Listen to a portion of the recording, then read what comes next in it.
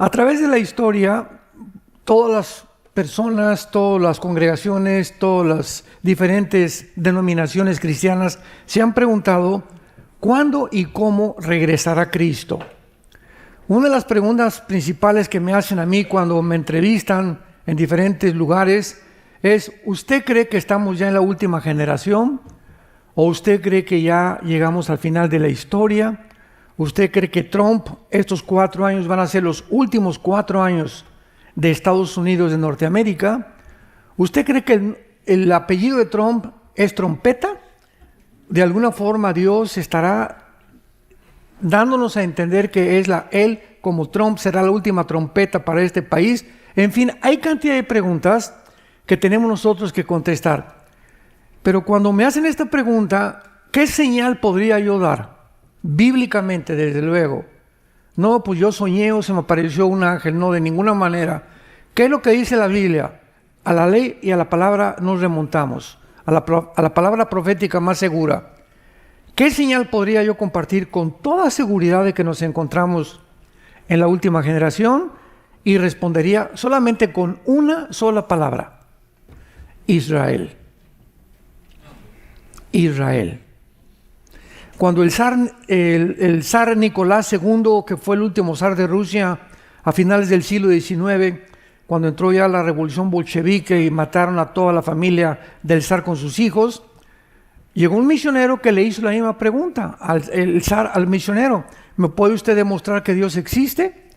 Y el misionero le contestó con una sola palabra: Israel.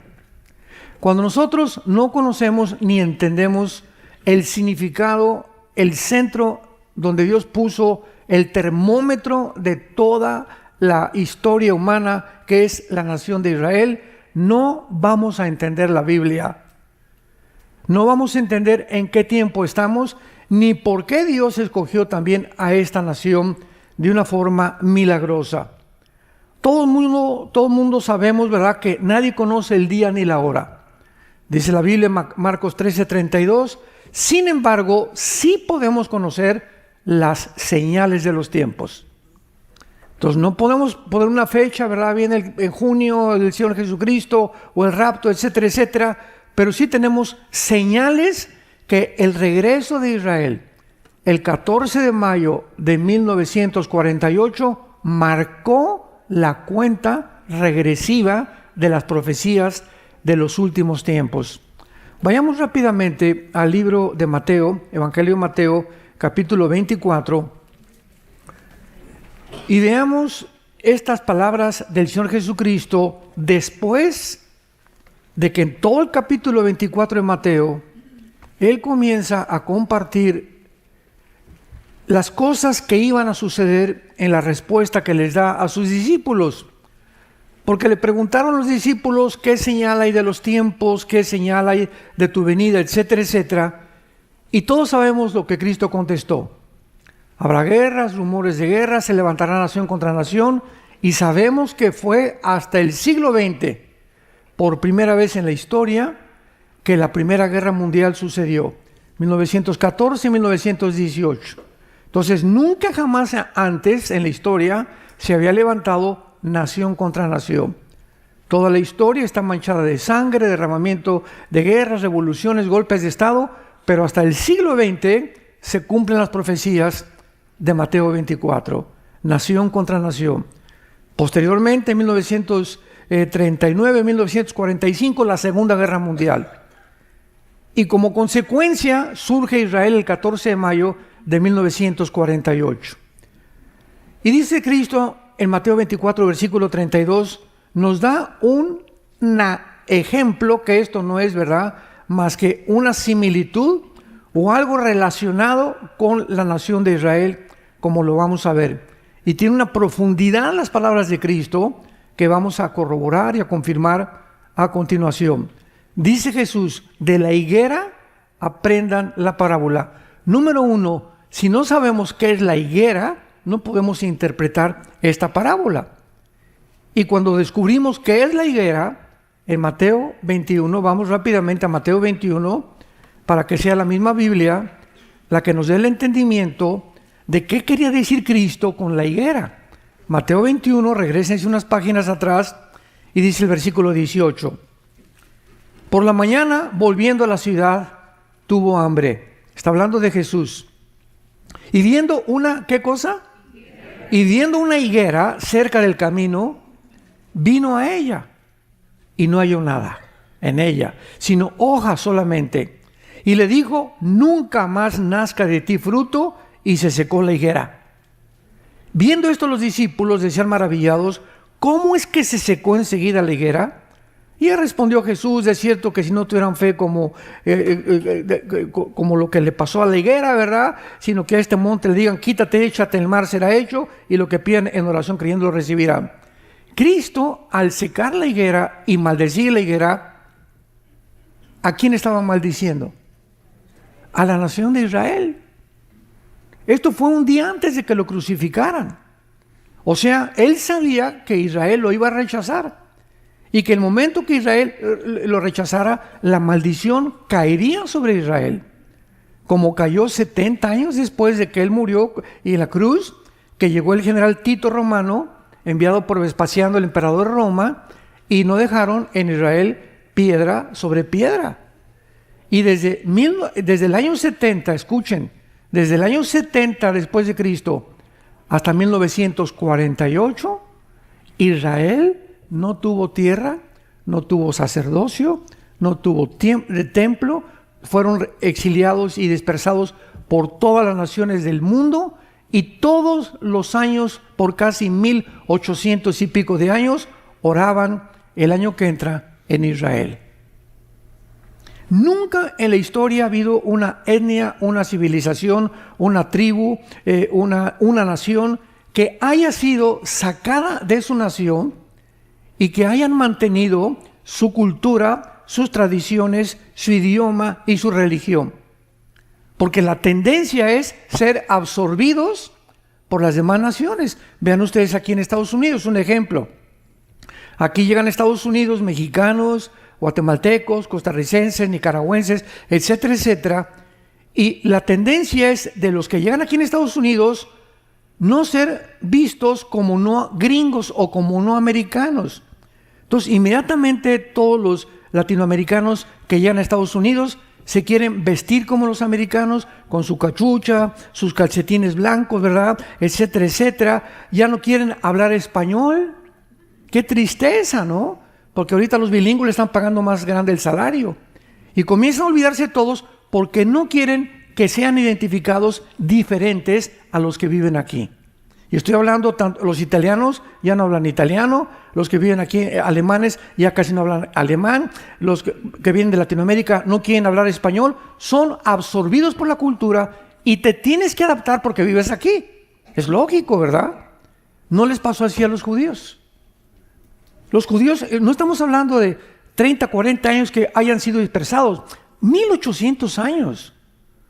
Mantuvieron su idioma, mantuvieron su cultura, mantuvieron su religión, mantuvieron sus tradiciones. No se olvidaron de nada de aquello que habían aprendido desde Abraham, Isaac y Jacob. Y cuando llegan el 14 de mayo de 1948, es el milagro más grande, como lo vamos a desarrollar, de la historia moderna. Regresamos a Mateo 24:32. De la higuera aprendan la parábola. Vamos a traducirlo de Israel. ¿Correcto? Muy bien. Cuando ya su rama está tierna y brotan las hojas, no el fruto.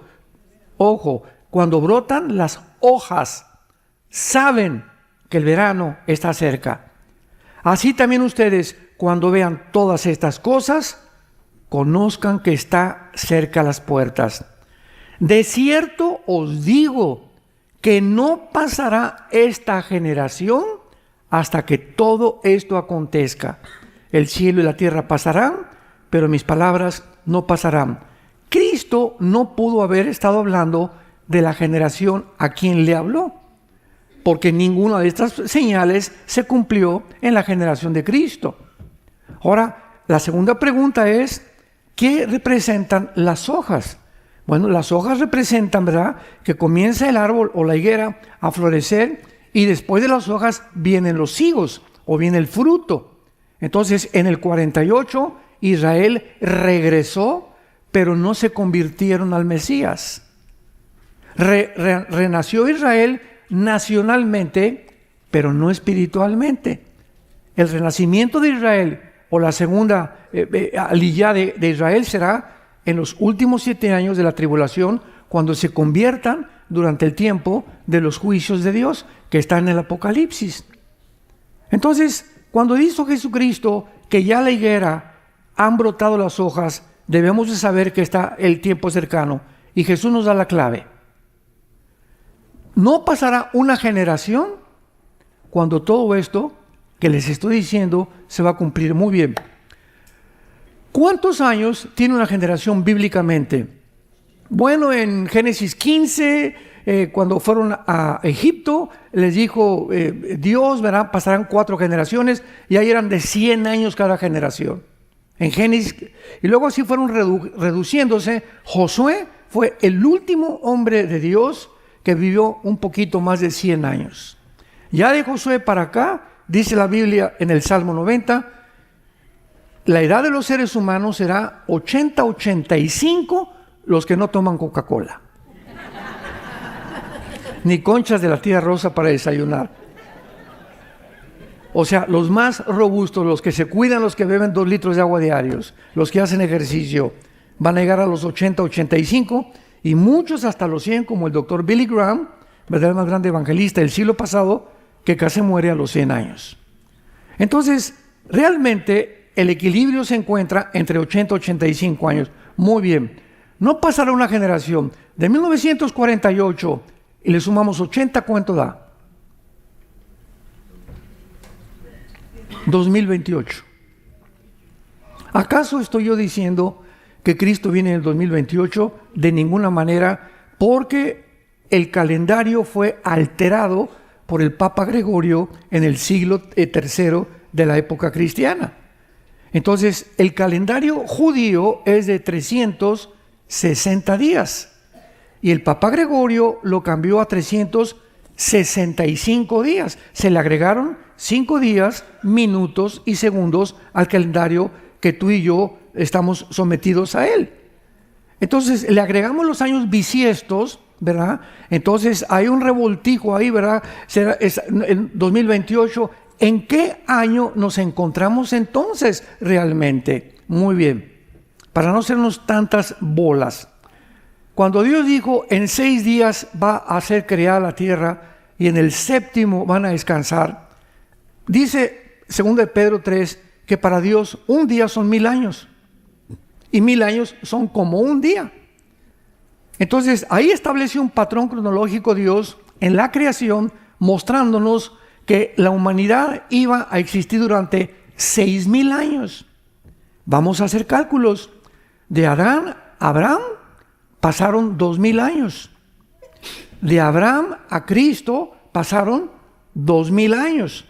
Y no hay la menor duda que de Cristo a nuestros días estamos en el año 2024. El problema está que parece que nos sobran 24 años, ¿verdad? Porque debió haber acabado o venido Cristo en el año 2000. Entonces, ¿cuál es el problema? Es muy fácil de resolver. Porque estamos en el 2024, sin embargo, ¿desde cuándo estamos contando los últimos 2000 años? ¿Desde cuándo? ¿Desde el nacimiento de Cristo o desde su muerte? Desgraciadamente lo están contando desde el nacimiento de Cristo. Entonces estamos en el 2024, réstale 33 años de la vida de Cristo, que son el tiempo de la ley. Él murió y la dispensación de la gracia comienza en la muerte de Cristo. Ahí, por eso Lucas, Mateo y Juan, los evangelios están bajo la ley. El Nuevo Testamento no comienza con Mateo. Yo abro mi Biblia y dice Nuevo Testamento, espérame tantito, se equivocaron los que imprimieron la Biblia. Eso no está en los originales. El Nuevo Testamento comienza en Hechos capítulo 2, hasta que el Espíritu Santo bautiza y nace la iglesia que no existía en el Antiguo Testamento. Somos el cuerpo de Cristo. Entonces, si le quitamos a 2024 los 33 años, ¿en qué año estamos? 1991. Siguiendo esta lógica matemática, estamos en 1991. ¿Cuánto falta para el 2000? Quítale 7 de la tribulación. ¿Cuánto nos quedan? Los 4 años de Trump. Yo sabía que se iban a marear. Todo esto no son de una forma dogmática, simplemente estamos jugando con números para darnos cuenta, no poner ninguna fecha, pero todo esto nos indica que estamos más cerca de lo que nos imaginamos. Estamos más cerca de lo que nos imaginamos. ¿Serán realmente estos 4 años los últimos que Dios le da a Estados Unidos? ¿Podrá después de los 4 años que va esta nueva administración, que van a restaurar los altares de Dios como del Antiguo Testamento que derribaron la antigua administración bajo el presidente Biden, y bajo esta administración volverá Dios a hacer algo con esta grandísima nación que es Estados Unidos de Norteamérica, que desde hace más de 75 años después de Israel no hay ninguna otra nación más bendecida que esta nación donde tú y yo estamos viviendo y por la cual debemos orar? ¿Estará Dios diciéndonos algo? Esas son las preguntas que yo les hago a ustedes. No nos hagan por ahí, el hermano Alticín dijo que venía Cristo en el 2028. Y nos atacan como ustedes no se imaginan, porque no oyen lo que estamos diciendo. No estamos afirmando ni dogmatizando algo, estamos mostrando que desde que regresó a Israel es un tiempo precioso que Dios nos muestra que se acabó. Porque no sé si en el 28 o en el 30, ¿verdad? O en el 32, pero estamos ya al final. Ya no pasamos de eso.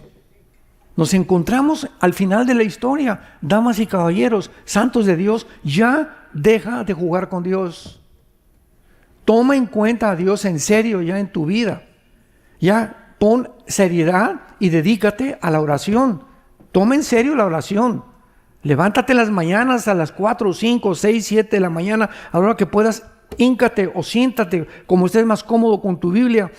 Busca a Dios en la palabra, ora. Señor, te pido por mi esposa, por mis hijos, por mis nietos, etcétera, etcétera. Te pido por el país, te pido por los líderes, te pido por Joe Biden, por Kamala, por todos estos hombres y mujeres que hicieron tantas maldades en este país. Señor, sálvalos, ten misericordia de ellos.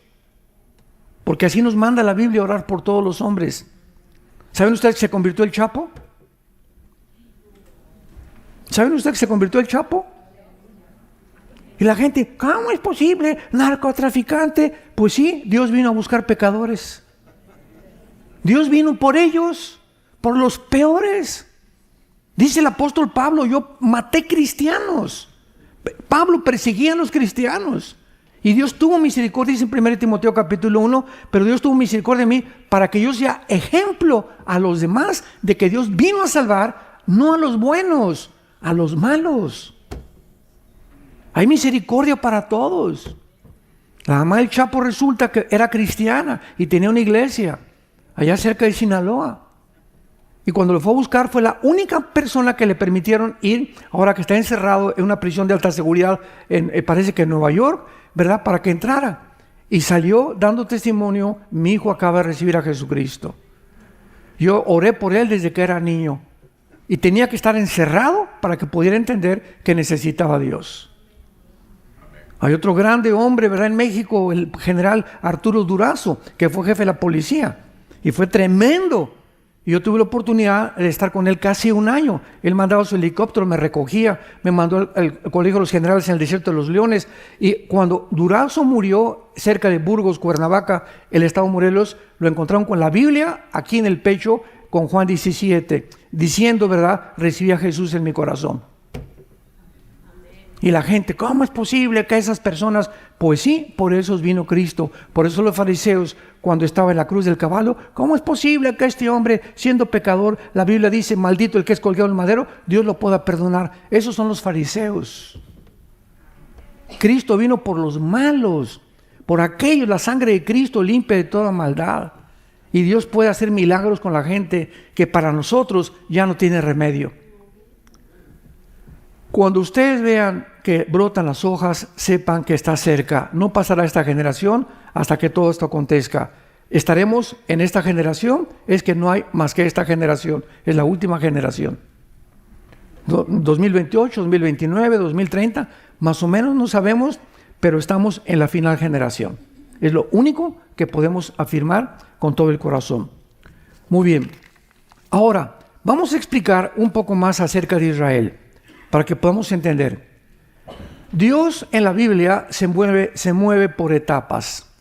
Primero Abraham, ¿verdad? Pero bueno, Adán y Eva, los descendientes de Adán y Eva, Génesis 10, las 70 naciones que formaron actualmente el mundo, porque todos descendemos de los 3 hijos de Noé, Jafet, Sem y Cam.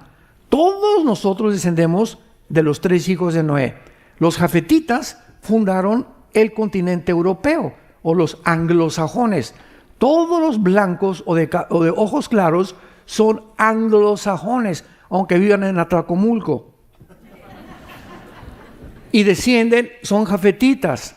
Todos los semitas son tanto árabes como judíos, y son los que están poblando el Medio Oriente, el Oriente y el Asia Central. O sea, chinos y coreanos son semititas, y ellos por el estrecho de Bering emigraron al final de Alaska, de Alaska, en la conexión, en un mapa, en la conexión que tiene con el Oriente o con el Asia, y por ahí emigraron y entraron aquí a Estados Unidos y fundaron Estados Unidos. ¿Quién fundó Estados Unidos? Los Sioux, los Cheyenne, los Cherokees. Esos son los verdaderos norteamericanos. Todos nosotros somos migrantes, pero ellos son los verdaderamente que fundaron. ¿Quién fundó México, verdad? Pues aztecas, tlaxcaltecas, chichimecas, mixtecos, zapotecas, etcétera, etcétera. Atinanchi, Tutimajayo, Tonanchi, Tumajayo, Onajayo, Nocanica, Yocanica, Yomandola. Les acabo de hablar en zapoteco, porque mi papá trabajó en Oaxaca y tuvo que aprender el dialecto zapoteco, hacía carreteras en Oaxaca y me enseñó este es un verso en zapoteco. No son lenguas, ¿eh? Entonces, si entendemos esto, ya entendemos de dónde venimos. Y de acá viene el continente africano. Todos los negritos, ¿verdad? Los morenos vienen del continente africano. Después viene el diluvio, 1500 años. De Abraham al diluvio pasaron 1500 años. Y 400 años después del diluvio, estamos hablando ya casi 2000 años desde Adán, Dios llama a Abraham. Y Abraham no era judío. Abraham viene de Irak, de Ur de los Caldeos. La frase tierra de los caldeos o tierra de Sinar en la Biblia es la región de Irak, de Siria y de Libia. Entonces Dios llama a un hombre de Irak para que él venga y comience a fundar a través de él una familia. Que nace Isaac, Dios le promete a Abraham, de Isaac viene la descendencia del Mesías. La promesa de Génesis 3:15, de la semilla de la mujer vendría el Mesías que heriría en la cabeza a la semilla de la serpiente. Entonces, de Isaac vino Jacob. Se le cambia el nombre de Jacob cuando lucha con Dios y se le pone Israel, que significa el que lucha al lado de Dios. Por eso dice Gálatas que nosotros, la iglesia, somos los verdaderos israelitas, porque ahorita Dios tiene en la banca a Israel y a nosotros nos está usando porque luchamos junto con Él. Y Él está de nuestro lado también. Entonces, si entendemos esto, vamos a entender la historia. Entonces ya se forma una familia. De Jacob nacen 12 hombres, 12 tribus. Y de una de las 12 tribus viene el Mesías, de la tribu de Judá. Que Judá significa alabanza. Entonces de ahí viene David, de ahí viene Salomón y de ahí viene toda la descendencia hasta la Virgen María. Y cuando la Virgen María, no sabía ella, una muchacha humilde, tenía entre 14 y 18 años. Porque la palabra para virgen en el hebreo es alma, con H al final, que significa una doncella entre 14 y 18 años. Y les aparece el ángel Gabriel y le dice, vas a ser mamá. Pero ¿cómo que voy a ser mamá? Si ni a Cancún nos hemos ido de luna de miel. Estamos comprometidos, José y yo. No te asustes, le dice el ángel Gabriel, que es el mensajero de Dios. María, el santo ser que vas a tener en tu vientre no va a ser el esperma el que está comprometido contigo, de José, sino que el Espíritu Santo va a fertilizar tu óvulo y el esperma XY, que es el que determina el sexo masculino, lo va a poner Dios, hablando genéticamente. Porque tú eres hombre, porque tú tienes el cromosoma XY. Y tú eres mujer porque tienes el cromosoma XX.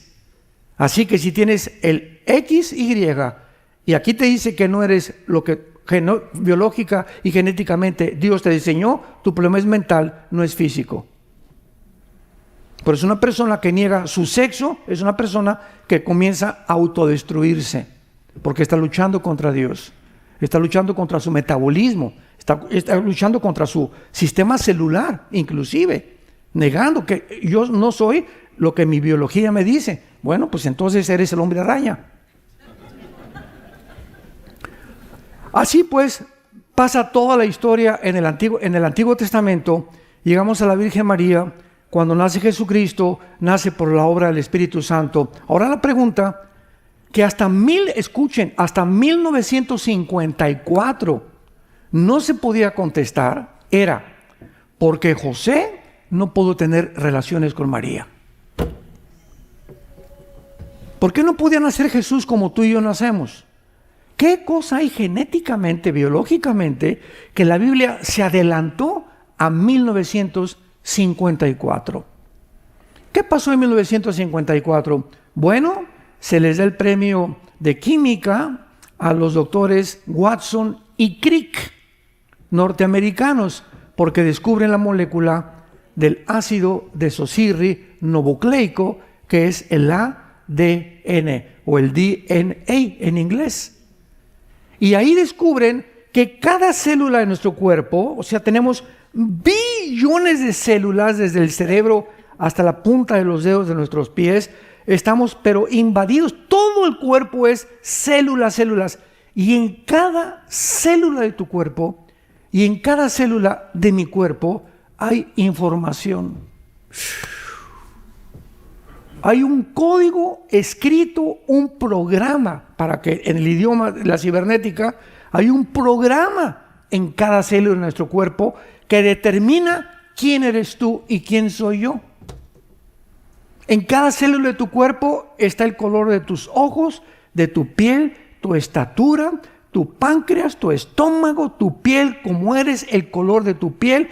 Todo está concentrado microscópicamente en cada célula de tu cuerpo.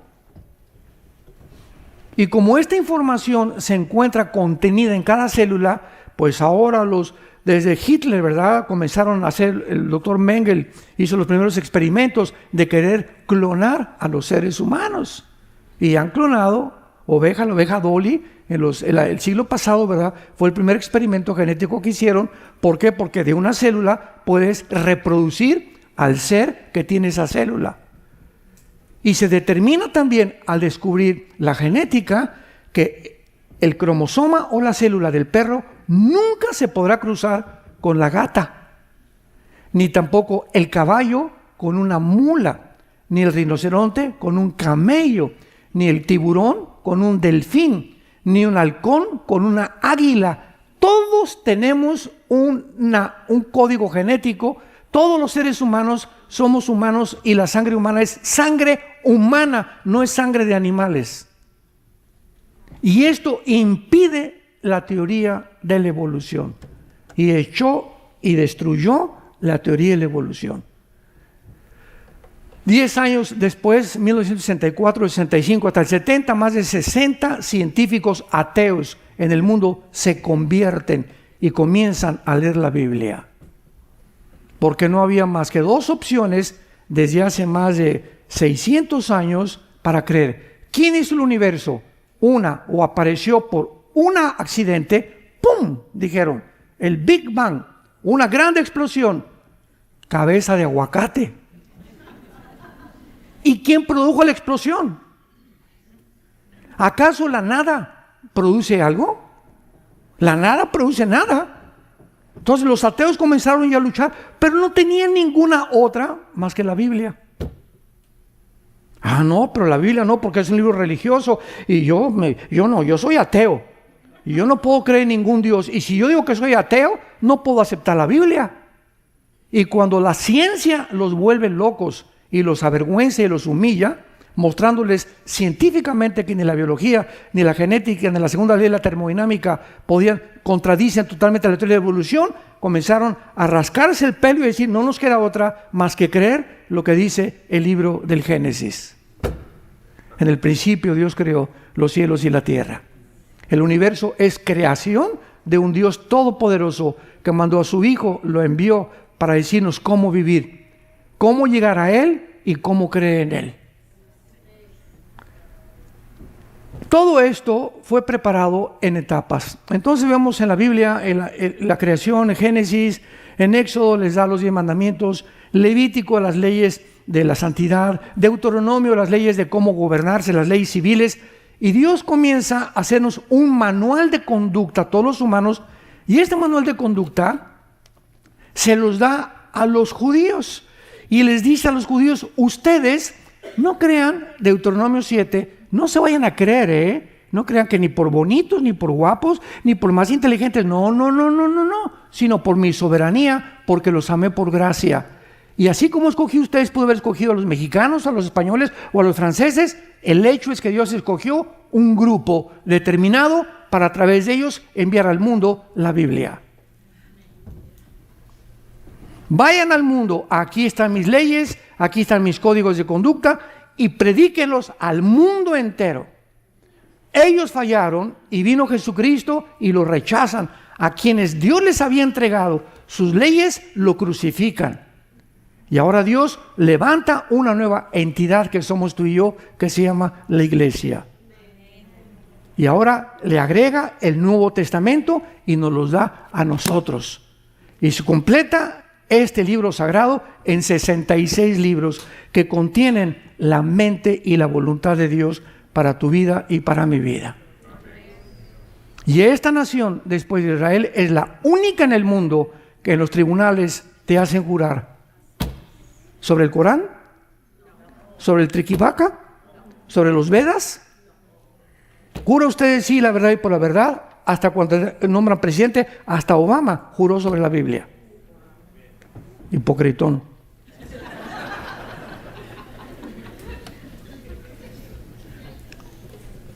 Y en este libro, Dios quiere, como dijo Jesús hoy en la mañana en mi devoción, la estaba leyendo, Juan 8, yo soy la luz. Yo soy la luz. Cualquiera de ustedes que me sigue, ahorita en la confusión en la que vive el mundo, las tinieblas van a desaparecer de tu mente. Y vas a comenzar a entender cuál es la razón por la cual te di esa esposa, los hijos que tienes, el trabajo que tienes y la necesidad, por qué viniste ahora a estas conferencias, porque Dios tiene un plan para tu vida. Y nos está alertando, nos está llamando, está sonando la campana, talán, talán, talán, ya viene, prepárense, el Titanic se está hundiendo, sálvese el que pueda. No te hundas con el mundo se está hundiendo, todo se está derribando alrededor de nosotros, sistemas de gobierno, filosóficamente, religiosamente, económicamente, políticamente, el mundo es un caos, está a la orilla de un abismo el mundo actualmente. Y tenemos que despertar, porque si no despertamos, fue las 3 conferencias que estuvimos compartiendo. Yo le pido a Dios, por favor, Señor, despierta a tu pueblo. Ya, sacúdelos así, que se den cuenta que esto no es un juego, esto no es Disneylandia. Estamos en un mundo caído, donde Dios nos manda como ovejas en medio de lobos. Y nos manda para que seamos luz. Mi luz no es mía, yo reflejo la luz de Jesús. Y hablamos no nuestras palabras, las palabras de Dios, para que el mundo pueda creer que realmente Jesucristo es el Mesías. Muy bien. Para que Israel volviera a aparecer en la historia humana en el 48, Dios tuvo que trabajar también con eventos. Otra vez, con manzanitas vamos a explicarlo, vamos a aterrizar un poco más. Cuando tú ibas a ser ingeniero, pasaste por primaria, secundaria, preparatoria y universidad. o elementary, junior high, high school, university, como dicen aquí en inglés. Pero son etapas, ¿verdad? No brincaste de kinder a primaria. Ahí aprendiste a sumar, a restar, cuadrados, álgebra cuántica, etcétera, etcétera, y de ahí brincas a secundaria y entiendes más, a la preparatoria entiendes más, a la universidad entiendes más, y finalmente has logrado el título. Juan Cambaney, usted es doctor, usted es médico, usted es abogado, y este título lo pongo en mi oficina para que la gente que entre vea que soy psiquiatra, psicólogo, ingeniero, arquitecto, que luché y pasé muchas etapas y no fue fácil para llegar a donde estamos actualmente. Dios hace todo en etapas. Cuando yo me convertí a Cristo, yo nunca supe lo que Él quería para mi vida porque yo fui ateo. Pertenecía al Partido Comunista Mexicano. Yo me quería ir a Cuba a luchar con la guerrilla urbana. Tenía una foto del Che Guevara grandísima, era mi ídolo en mi casa. Y estaba completamente decepcionado de la religión. Jamás me enseñaron a Jesús, éramos muy católicos. Mi papá traía su cordón de San Francisco de Asís, yo fui moganillo, quería ser cura yo a los 13 años de edad. Y cuando me dicen que tenía que hacer el voto de celibato sacerdotal, o sea, que un cura no se puede casar, les dije, bye bye. Ahí me gustan las mujeres. Mi papá fue por mí, ¿verdad? Y me rescató y me decepcioné de la religión. Durante todo el tiempo, porque estuve en el colegio de lasallistas que nos enseñaron la religión, nunca abrimos la Biblia. Nunca me hablaron de Jesús. Me hablaron de los ritos, de las ceremonias, de liturgias, pero nunca de la palabra de Dios. Y me hice ateo, dije, aquí no encuentro la verdad. Y creí yo que en mi ateísmo podía encontrar, y llegó un momento existencial en el que me quise quitar la vida 3 veces. Me quise quitar la vida 3 veces. Estaba completamente decepcionado de la vida, del mundo. Todos son unos hipócritas, el Papa roba, el presidente roba. Pues si se trata, pues vamos a robar. Si los malos son los que triunfan, pues vamos a ser malos. Es la mentalidad, ¿verdad?, del idealista, del tonto que no sabe, como dice Agustín Laje, de los idiotas. Y cuando mi hermano me presta el Evangelio de Juan, o me lo regala, me quedé en Juan 14:6. Yo soy el camino, la verdad y la vida. Cuando encontré a Jesús y leí la Biblia, me convertí. Y en mi conversión entré de misionero. Yo estuve 3 años en la sierra, entre Guerrero y entre Oaxaca, en México, en pueblos de leprosos. Yo creí que me iba a morir de lepra algún día. Increíble, en el siglo XX, lepra. Estuvimos ahí durmiendo en el suelo, en piso de adobe. Mi cojín era un ladrillo envuelto en periódicos, y así estuve 3 años viendo y dándome cuenta. Dije, Señor, si aquí me quieres, aquí te quiero seguir. Pero me enamoré de Jesús y lo quería seguir a donde quiera. Y entonces yo pensé que era misionero, pero me estaba probando Dios. Después de esos 3 años, bajamos a la civilización, vivíamos en Acapulco, vivíamos en un bungalito, comencé a dar estudios, comenzó a crecer los estudios, de ahí me llevó a la Ciudad de México, comenzaron a crecer los estudios, y en la Ciudad de México creció entonces Vida Nueva para México. Entonces de misionero me llevó al pastor, a maestro, a evangelista. Luis Palago me habló para un argentino para que trabajara con él durante 3 años, 1989 al 91, y entonces comencé a conocer a Billy Graham, a recorrer muchos lados predicando el evangelio, y finalmente formamos en el 91 Vida Nueva para el Mundo, donde estamos ahorita. Pero donde estamos ahorita son etapas que Dios nos llamó, y mucha gente cree que nosotros aparecemos ya de repente. Este año cumplo 48 años de predicar el Evangelio de Jesucristo.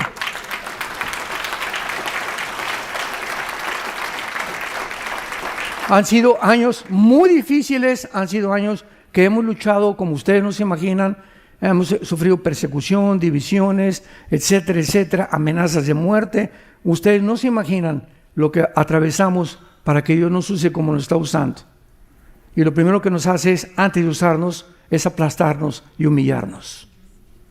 Y en esos 3 años en la sierra como misionero, Dios me sacó todo aquello que yo podía creer que era mío, para que me pudiera usar. Dios llamó a Moisés después de Egipto 40 años, y estuve estudiando jeroglíficos, historia y geografía, y el idioma de los egipcios, etcétera, etcétera. Y cuando Dios lo llama, lo lleva 40 años a ver lagartijas en el desierto, a no hacer nada absolutamente, o sea, a despojarlo y a mostrarle que no era el conocimiento que él tenía ni su intelectualidad lo que él iba a usar. Y ya que vio que Moisés estaba completamente hecho lo que él quería hacer, lo llamó y le dijo: quiero que guíes a 2 millones de cabritos, porque no eran ovejas, era un pueblo rebelde, terco, quejumbroso y criticón, porque cada ratito lo atacaban a Moisés.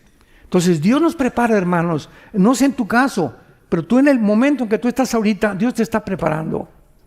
En tu matrimonio tienes problemas, te está preparando para algo, para que seas paciente, porque el matrimonio es el gimnasio de Dios. Ahí es donde aprendes a ser pacientes, a aguantarla o aguantarlo. Ahí es donde Dios trabaja con nuestro carácter. A muchos de ustedes jóvenes tienen papás, tal vez, mi papá es un gritón y no tiene, te está preparando Dios para que ames a pesar de que eres odiado o rechazado.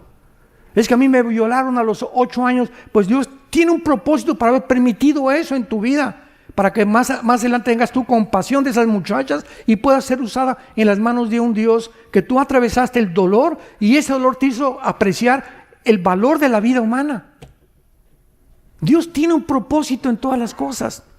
Entonces, para que llegara Dios a Israel en el 48, tuvo que levantar un hombre llamado Teodoro Herzl. Él comenzó a tener la visión de que Israel tenía que regresar, pero el Medio Oriente rápidamente estaba en manos del Imperio Otomano, de los musulmanes. Entonces llega la Primera Guerra Mundial y pierden Alemania la Primera Guerra Mundial y el Imperio Otomano es conquistado por los ingleses.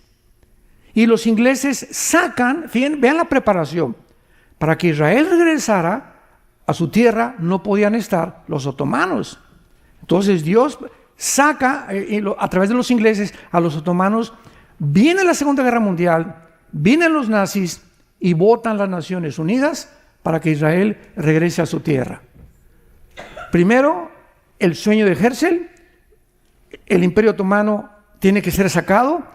Tiene que haber una Primera Guerra Mundial que prepare a Israel para entrar a su tierra, una Segunda Guerra Mundial para que prepare la tierra para que entre Israel, y cuando Dios ya ve que todo está perfectamente bien delineado y establecido de acuerdo a su programa, pone a Israel para que nunca más lo saquen de su tierra que yo les di, ha dicho Jehová Dios tuyo. 4 guerras, 48, 56, 67 y 73, la guerra de Yom Kippur, y no los han podido sacar. Forjan grupos guerrilleros, Hamas, Hezbollah, los Hutis, Al-Qaeda, ISIS, los talibanes, y no han podido sacarlos. Hace una matazón el 7 de octubre del año pasado y no pudieron, a pesar de este genocidio que hicieron, poder sacarlos de su tierra. Porque dice Jeremías 31, 35 al 37, aunque los cielos puedan desaparecer y pueda desaparecer la tierra, nunca más será desaparecido Israel. Israel es indestructible. ¿Cuál es el mensaje a nosotros? Que si Dios perdonó a Israel y ha cumplido sus promesas, ¿cuánto más a nosotros que nos dio a su Hijo Jesucristo?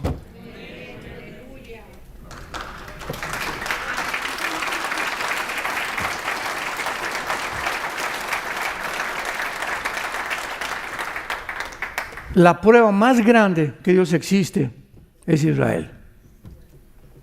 La evidencia más grande de la fidelidad de Dios es Israel.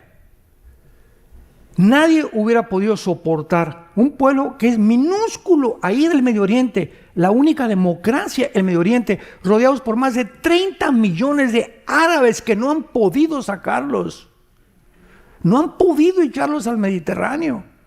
Y el odio que hay contra ellos no es contra los mexicanos, ni contra los americanos, ni contra los italianos, ni contra los budistas, ni contra los maometanos, ni contra los musulmanes. ¿Por qué el odio es contra Israel? ¿Por qué? Porque el diablo sabe lo que Dios les dio y a través de ellos vino la Biblia y a través de los judíos vino Jesucristo. ¿Por qué el odio contra la mujer? Veníamos platicando ayer los pastores en el carro. ¿Por qué todas las mentadas de mamá son contra la mamá? ¿Por qué no contra el papá? En todos los idiomas, no se han fijado en eso. ¿Por qué no contra el papá? ¿Por qué siempre la mamá? Mamá, ¿qué tiene la culpa que me la insultes? ¿Por qué? Porque desde el principio de la creación, Satanás odia a la mujer. Porque a través de la mujer vendría el Mesías. Y si detiene los nacimientos, Satanás, pues como vimos en la pandemia, nos quieren eliminar la población. Entonces, ¿a quién usa Satanás? Para humillar a las mujeres, para golpear a las mujeres, a nosotros los hombres. De ahí viene el machismo. Esto es algo que viene, es bíblico, no es psicológico, no es emocional. El machismo viene, ¿verdad? Los hombres, se nos enseñó, la mujer, como decían los griegos, es para la cama, para la cocina y para que me cuide a los niños. Y comenzó a correrse esto en el mundo entero, árabes, judíos, mexicanos, etcétera, etcétera. Tómala y déjala. Y usted está para que me haga los chilaquiles. Y ándele y muévase. Y comenzamos a despreciar a la mujer. Nos casamos, no le abrimos ni la puerta del carro, ya no le damos flores, ya no le decimos que la amamos, perdemos el enamoramiento, perdemos el romance. ¿Por qué? Porque somos hijos de macho camacho. Y entramos a Cristo y entramos al cristianismo y lo primero que Dios trabaja con nosotros los hombres es con el machismo.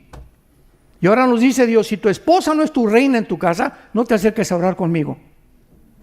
Ni te pares a predicar tampoco, ni a tocar ningún instrumento. Ve y pídele perdón a tu esposa y hazla la reina de tu casa. Y sé considerado, y sé atento, y sé un caballero con ella. Y sírvela en lugar de que ella te sirva. ¿Por qué? Porque yo los amé en la cruz. Ama a tu esposa como yo también en la cruz. Efesios 5. Y cuando comenzamos los hombres a aceptar esto y a actuar de la forma que Dios nos está mandando, escuchen esto, no se imaginan, no tienen idea, varones, cómo te va a bendecir Dios. No se imaginan cómo los va a bendecir Dios, cómo nos va a bendecir Dios. Cuando obedecemos y somos la clase de varones que a nuestros hijos les daremos el ejemplo. Para que nuestros hijos sepan, mis papás nunca le pusieron una mano a mi mamá. Y si no, estas maldiciones se transmiten de generación en generación. Y tenemos que parar ya las maldiciones de nuestros padres. Yo recuerdo mi abuelo fue parrandero y jugador, de parte de mi padre. Mi papá a los 15 años, ven para acá muchacho, me dio un dinero, vete a un prostíbulo porque ya estás grandecito para que te desquinten. Así me dijo mi papá. Ya hazte hombrecito. Y tuvo como 2 o 3 amantes de mi padre. No era cristiano, era católico, pero su cordón San Francisco. Y se persinaba todos los domingos. Pero era el diablo en persona. Murió pobrecito, ¿verdad? Muy joven, fumaba 3 cajetillas de cigarros, se puso muy gordo, era muy alto, como 1,90 de estatura. Pero me dejó un ejemplo, ¿verdad? En el que yo no lo quise seguir. Ya Dios lo va a perdonar y ya Dios sabe dónde está y todo, ¿verdad? Pero yo no quiero seguir el ejemplo. Dios me convirtió, Dios me transformó para que podamos comunicar esto al mundo. Dios viene a revolucionar nuestra vida, a transformar nuestra vida. Si tú te dices cristiano, con esto termino, si tú te dices cristiano y sigues siendo la misma persona de hace 5 años, mentiras que has cambiado. Si tú te dices cristiano y tu esposa te dice, en el último año has cambiado impresionantemente bien, Cristo está en tu vida. Porque Él vino a cambiarnos. Una vez estamos en un seminario de matrimonios que tenemos en la Riviera Maya acá todos los años en octubre y me dice una hermana, oiga, pastor, fíjese que mi esposo pues me pega mucho y es muy, muy malo conmigo. Y le hablé, a ver, venga para acá, don Fulgencio. Y se para, tengo un sombrerote grandote. Sí, pastor. Le digo, ¿por qué hace usted conmigo? Porque así soy y así me hicieron mis papás. Y dije, pues ¿sabe qué, don Fulgencio? ¿Cuántos años tiene usted en Cristo? 6 años. Y en 6 años usted le sigue poniendo la mano a su esposa. Usted es un hipócrita, le dije. Usted arrepiéntase de su vida. Porque si usted no ha cambiado, porque es que así soy y así me quedaré. Le dije, no, Cristo vino a cambiarnos. Nunca digas así soy. No, ya no quiero ser así. Dios, transfórmame a la imagen y semejanza de tu Hijo Jesucristo. Si no tenemos un cambio radical, que mis amigos me digan, cuando me convertí, me estaban diciendo, Armando está planeando algo y se metió en una religión. No creían que yo me había convertido de lo malo que era yo antes. A mi hermano le puse 2 veces la pistola en la cabeza y le dije, si tú me hablas de Cristo, te voy a matar a mi hermano, que me dio a Cristo después. Así era mi corazón de amargado y de duro en que yo estaba contra la vida. Porque así fue como me habían tratado. Y viene a Cristo a mi vida y me dice, pues vengo a cambiarte. Tú no puedes seguir siendo así. Despójate de tus traumas y de tus complejos y todas esas cosas, porque si no lo haces, no me dejas que el Espíritu Santo transforme tu vida a mi semejanza. Aprendan de mí, que soy manso y humilde de corazón. Dios nos quiere hacer mansos, nos quiere hacer humildes, nos quiere hacer siervos de nuestra esposa, para que imitemos lo que hizo Cristo por nosotros, y entonces Dios comienza a tratar con tu vida, a bendecir tu trabajo, a bendecir tu salud, a bendecir tu matrimonio, a bendecir tus hijos. Si tú no aceptas esto en tu vida, jamás podrás llamarte verdaderamente hijo e hija de Dios. ¿No quisieran muchos de ustedes en esta mañana, al oír este mensaje, arrepentirse? Es hora que tú te arrepientas ya, y no salgas por esa puerta como tú entraste. Yo te pido que te arrepientas de tu vida, que tal vez ni siquiera eres cristiano, eres religioso, pero si tu vida no ha tenido cambios radicales, drásticos, que la gente nota que tú no eres la misma persona, tu cristianismo es mera religiosidad. Arrepiéntete antes de que venga la hora, mueras y te engañes al abrir los ojos rodeado de demonios y no de los ángeles que vienen por nosotros para llevarnos a Dios. Padre, te damos gracias por tu palabra en esta mañana. Gracias, Señor, porque nos amaste con un amor eterno, de tal manera que en esa cruz tu Hijo fue crucificado, fue muerto, enterrado y resucitado a los 3 días, para que ya no vivamos para nosotros mismos, sino para aquel que murió y vivió para nosotros. Porque si vivimos, para Él vivimos; si morimos, para Él moriremos. Ya sea que vivamos o que muramos, te pertenecemos. Recordamos las palabras de Pablo: con Cristo estoy juntamente crucificado, y ya no vivo yo, mas vive Cristo en mí, y lo que ahora vivo en la carne, lo vivo por la fe en el Hijo de Dios, el cual me amó y se entregó a sí mismo por mí. Mas Dios muestra su amor para con nosotros en que, siendo pecadores, Cristo paga en una cruz por tus maldades y por mis maldades, despreciado y desechado entre los hombres, varón de dolores, experimentado en quebranto. Escondimos de él el rostro, fue rechazado y no lo estimamos, mas ciertamente él llevó nuestras enfermedades, él llevó nuestros dolores. Lo tuvimos por azotado de Dios y abatido, mas Él abrió sus brazos llenos de sangre y nos dijo, y te lo dice en esta mañana: te amo. Dios te ama. Dios nos ama. Y el que no escatimó a su Hijo, ¿cómo no nos dará todas las cosas si nosotros se las pedimos? Ábrele tu corazón esta mañana y dile: perdona mis pecados. Me arrepiento de toda mi vida pasada, Señor. He escuchado que tal vez ni siquiera te tengo en mi corazón. Quiero experimentar ese cambio que tú prometes en la Biblia a los que te siguen. Por eso, Jesús, te pido que entres en este instante a mi corazón. Creo que a los 3 días resucitaste y que cuando yo muera, moriré en paz, porque he hecho la paz contigo en esta mañana mediante la sangre de tu cruz. Y te doy las gracias por tan grande amor. En el nombre de Jesús. Amén. Los cielos y la tierra pasarán, pero mis palabras permanecerán. Gracias a Dios por su palabra. Podremos de alguna manera conocer los tiempos en que estamos viviendo por lo menos, y como lo hemos visto, muy claramente es afirmativo. Claro que todo esto significa, ¿verdad?, que aunque no sabemos el día ni la hora de Jesús, tampoco podríamos saber el tiempo o las señales de su regreso hasta que Israel regresara a su tierra. O sea, en la conferencia anterior pudimos comunicar, pudimos afirmar que el hecho que Israel haya regresado el 14 de mayo de 1948 a su tierra inició una cuenta regresiva. Si Israel no hubiera regresado, ¿a quién perseguiría el anticristo? Si Israel no hubiera regresado, ¿cuándo iban a reconstruir el tercer templo? Si Israel no hubiera regresado, ¿cómo se iba a cumplir la profecía que vamos a leer en Ezequiel 38? Entonces, era importante que hasta que Israel regresara, sigan esto con mucho cuidado, partiendo de eso, las profecías que son para los últimos tiempos son para Israel.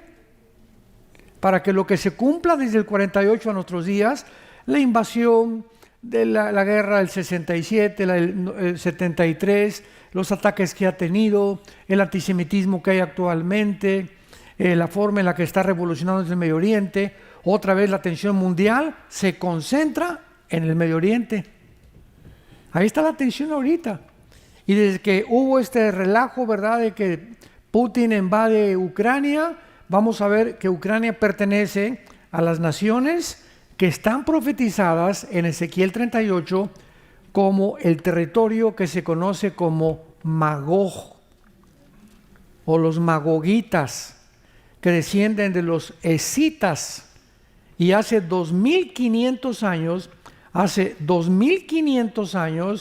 la profecía de Ezequiel 38 y 39 se está cumpliendo ante nuestros ojos, porque estos dos capítulos, los estoy poniendo en antecedente, estos dos capítulos profetizaron, repito, hace 2500 años, que se iba a formar una alianza de naciones que nunca en la historia se había formado hasta los últimos 10 años. Hasta los últimos 10 años. Y cuando vemos que estas alianzas se están formando ya, vemos qué tan cerca estamos de entonces y de la Tercera Guerra Mundial.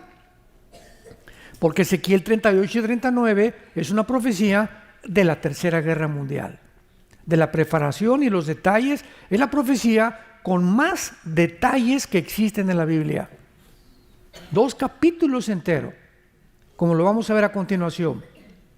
Esta profecía comienza diciendo: Gog en tierra de Magog profetiza contra Gog, príncipe soberano de Mesec y Tubal. La palabra Gog significa líder, César, comandante, jefe, príncipe. Es el título, no es el nombre de una persona, es un título de liderazgo. Entonces aquí aparece el Espíritu Santo nombrando a un líder que va a encabezar a estas naciones para venirse al final de la historia contra la nación de Israel. Israel va a convertirse, como desde el 48 hasta nuestros días, en la manzana de la discordia, y será por causa de Israel la Tercera Guerra Mundial. Los árabes de ninguna manera van a permitir que Israel siga ahí. Es la única nación democrática en medio de naciones islámicas. Es la única nación que tiene una religión diferente a todas las naciones que les rodean. Es como el patito feo del Medio Oriente, la nación de Israel.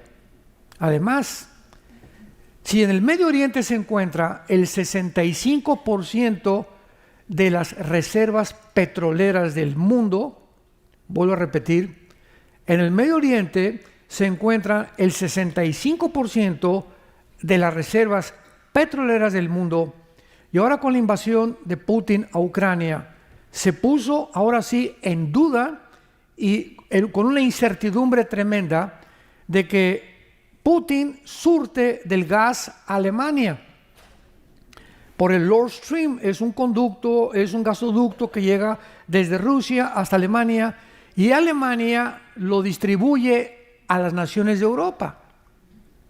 Entonces, cuando vino esta invasión de Ucrania y el presidente Biden le dijo a la Unión Europea y a la OTAN es el ejército de Europa, que se formó en 1947 para evitar la extensión del comunismo en Europa del Norte, la Organización de las Naciones del Atlántico del Norte, con las siglas OTAN. Entonces, cuando vemos nosotros que Putin invade a Ucrania y que Ucrania es el país distribuidor del trigo más importante y que de ese gas depende Europa, bueno, Europa se puso a temblar. Y cuando dice el presidente Biden a la Unión Europea, pues vamos a cancelar económicamente que Rusia, los bancos ya no hagan transacciones internacionales y cancelar el dinero. Vamos a sancionarlo económicamente. No le funcionó al presidente Biden. ¿Por qué? Porque inmediatamente se unió China con Rusia, Corea del Norte con Rusia, Siria, Irak, Irán con Rusia, y dijeron, pues te defendemos nosotros, y si siguen presionando, vamos a quitar al dólar como la moneda de reserva para comprar petróleo. Para que me entiendan, cuando terminó la Segunda Guerra Mundial, se escogió una moneda entre las naciones. La Segunda Guerra Mundial la ganó ¿quién? Inglaterra, Estados Unidos, ¿verdad? Rusia, que de una forma milagrosa se unió en la Segunda Guerra Mundial, y Canadá. Y compitieron entre Inglaterra y Estados Unidos para determinar en la cumbre de Bretton Woods, se llamó, qué moneda iba a usarse para comprar el petrodólar. Se escogió el dólar. Muy bien, desde 1945, México, ¿quieres petróleo? Cambia tus pesos a dólares. Inglaterra, quieren petróleo, cambien su libra esterlina a dólares, antes del euro. España, quieren comprar petróleo, cambien sus pesetas a dólares. China, Rusia, quieren comprar petróleo, cambien los rublos a dólares. O sea, el dólar prevaleció hasta este siglo como la moneda más fuerte, y es lo que ha permitido que Estados Unidos mantenga su equilibrio económico. Y ahora está en la cuerda floja el dólar, porque ya se juntaron con las naciones del BRICS, ¿verdad? Inglaterra y África, Sudáfrica, etcétera, etcétera, para derrocar al dólar. Y si derrocan al dólar, pues Estados Unidos se hunde, porque tiene una deuda de casi 35 trillones de dólares, que son impagables. Y si Estados Unidos no puede pagar esta deuda, para que tengan una idea, ¿alguno sabe cuánto es $1 trillón? Les voy a decir cuánto es $1 trillón. Si tú ahorita comienzas a contar $1 todos los días, en 250 años no llegas al $1 trillón. Para que tengan una ligera idea de lo que son $1 trillón, imagínense 35 trillones. Que esta deuda aumentó con la última administración del Partido Demócrata. Entonces, esto puso a temblar a Europa, y Putin no quiso someterse al presidente Biden. Entonces, el presidente Biden, porque ahorita lo estamos viendo, ya le está mandando y ordenó que manden misiles intercontinentales de largo alcance apuntando hacia Rusia. Y el presidente Biden comenzó a decir a Alemania, a la Unión Europea, a la OTAN, que es el ejército, vayan todos a Ucrania y mándenle municiones, manden tanques, etcétera, etcétera, aunque Ucrania no pertenece a la OTAN. ¿Qué significa esto? La OTAN es un ejército que se formó después de la Segunda Guerra Mundial para evitar que el comunismo se propagara en Europa. Y cuando cae el muro de Berlín, 1989-1991, cae el comunismo, pues entonces comenzaron a violar el Pacto de Varsovia, que es un pacto que firmaron en los años 90, más o menos, 80, perdón, para evitar precisamente que la OTAN siguiera adhiriendo países al ejército europeo sin que pudieran molestar a Rusia. ¿Se acuerdan ustedes, para que tengan una idea, cuando Cuba puso misiles, los rusos pusieron misiles en Cuba apuntando a Estados Unidos? En los 60, ¿se acuerdan? Los que habían nacido en esa época. Bueno, el presidente Kennedy, John Kennedy, que en aquel tiempo gobernaba esta nación, le avisaron por medio de los satélites que ya estaban en función, los satélites internacionales. Acabamos de detectar que Nikita Khrushchev, que era en aquel tiempo el ministro de Rusia, puso misiles en Rusia, en Cuba, y están apuntando a Estados Unidos. Dijo Kennedy, si nosotros permitimos esto, ¿cómo que nos están apuntando misiles a nosotros? Esto es una declaración de guerra. Y entonces Kennedy, muy valientemente, le mandó un recado a Nikita Khrushchev y le dijo, te doy 2 semanas para que saques los misiles o hacemos la tercera guerra mundial. No vamos a permitir que nadie, ningún país, nos esté apuntando con misiles intercontinentales. Pues Nikita Khrushchev, después de pensar, fue una cosa tremenda que estuvo, es el primer problema de la Guerra Fría que puso en peligro al mundo de una tercera guerra mundial. Ahorita es la segunda vez con la invasión a Ucrania. Perdón. Entonces sacaron los misiles, pero ninguna nación va a permitir esto. Entonces, cuando Putin se da cuenta que están avanzando el ejército de Europa hacia Ucrania antes de la invasión, y cuando ve que quieren apoderarse de Ucrania y unirlo al ejército de Europa, porque si ponen misiles en Ucrania, la velocidad de un misil a Moscú es de 12 minutos. O sea, es como si nos pusieran en México apuntándonos de Texas misiles al presidente y que llegaran en 10 minutos a destruir el Palacio Nacional. Pues el presidente de México o cualquier presidente, cualquier gobierno no iba a permitir, como lo hizo Kennedy, que nadie nos apuntara, ¿verdad? Esto es lógico. El presidente tiene la obligación de cuidar la paz y guardar la seguridad de sus ciudadanos. Entonces Putin rodea a Ucrania con 150,000 soldados. Muy bien hecho, lo tenía que hacer. Oye, ¿cómo? ¿Que ya me quieren llegar aquí a apuntar a mí? No lo voy a permitir. Y el presidente Biden, con el propósito que tenía la ambición de conquistar el mundo, le dice a toda Europa, porque Europa dependía de Estados Unidos todavía hace 2 o 3 años, vamos a mandar y ayudar a Ucrania y le vamos a mandar $1 billón al mes. $1 billón. No se imaginan, más de 30, 40 billones de dólares ha recibido Ucrania de esta nación, de los impuestos que pagamos todos. Entonces, ¿qué fue lo que sucedió? Bueno, entonces se dieron cuenta los europeos y les dijo Putin, ustedes me siguen amenazando y les cierro la llave al gas. Y se pusieron a temblar.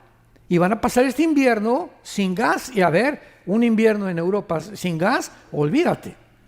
Ustedes que viven en el norte y en el este de Estados Unidos saben lo que pasa vivir en Nueva York sin calefacción, en las nevadas que vienen en el norte, ¿verdad? Del este de Estados Unidos.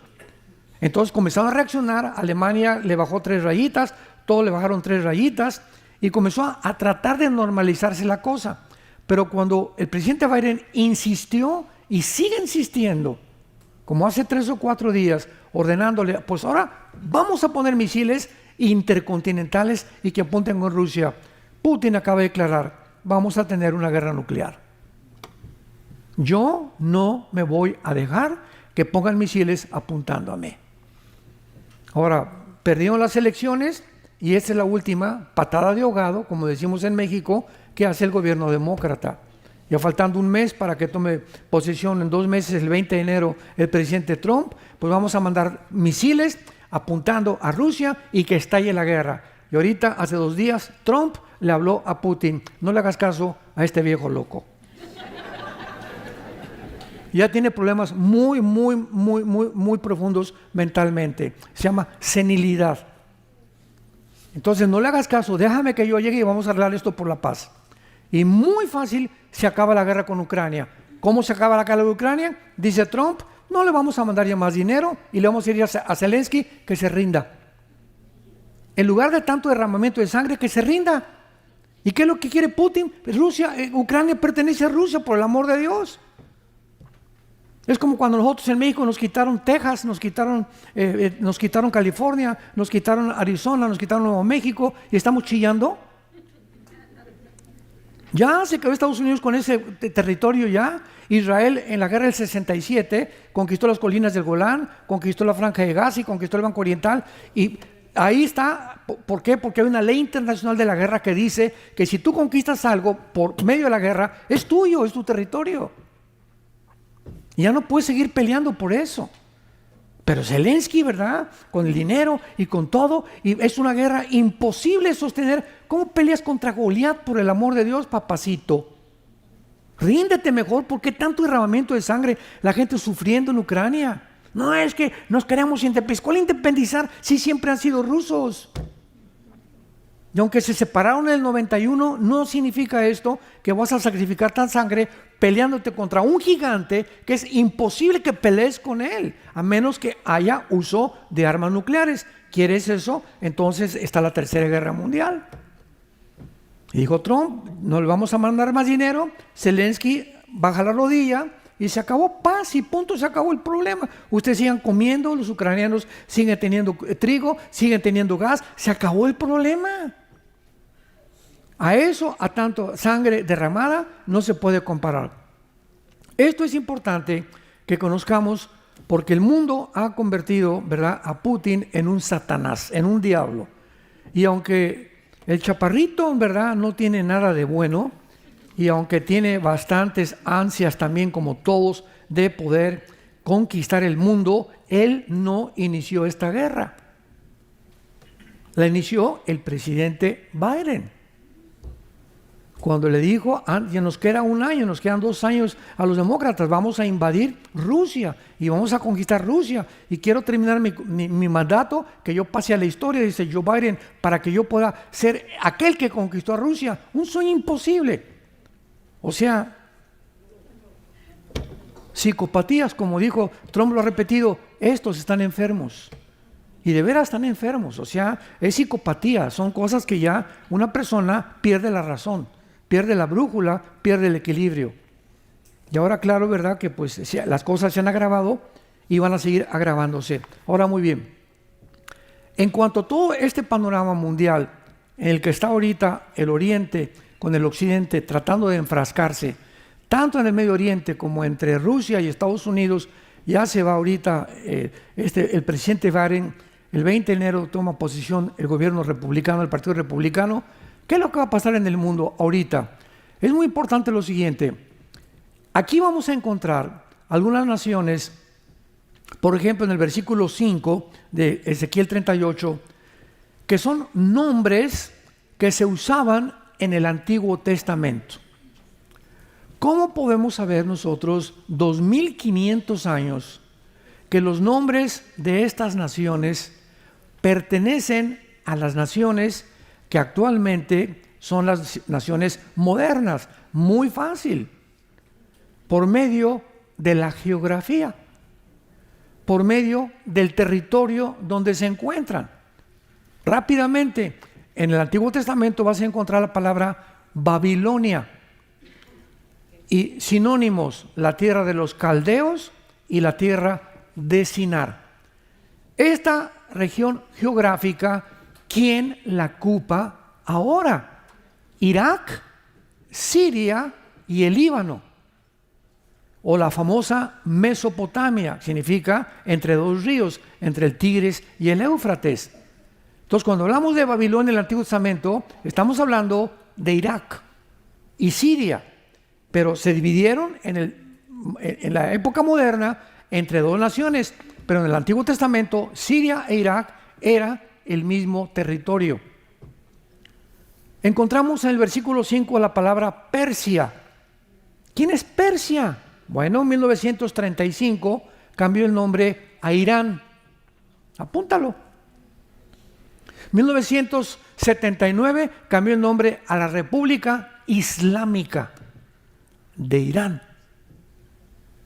Entonces, Persia es Irán moderno. Qué interesante que Irán actualmente sea la nación que sostiene financia a todos los grupos terroristas del mundo en contra de Israel.